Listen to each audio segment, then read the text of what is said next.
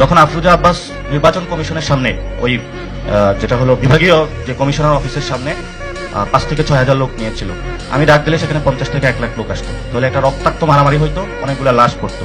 আমি শুধু একটা কারণে সরে আসছি, যে যদি ওই হসপিটালে যায় যেই বাবার ছেলেটা মারা যেত আমি তাকে কোনো জবাব দিতে পারতাম না, এই জন্য হলো আমি সরে আসছি।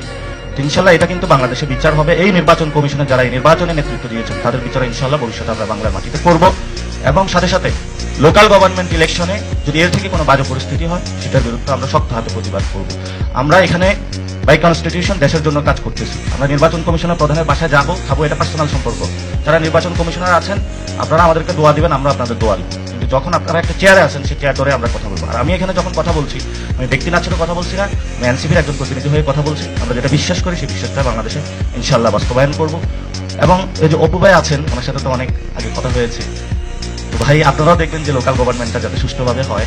লোকাল গভর্নমেন্টটা যদি সুষ্ঠুভাবে না হয় সেটাতে কিন্তু রাজপথ, আমরা আবারও বলছি, ভয়াবহ উত্তপ্ত হবে।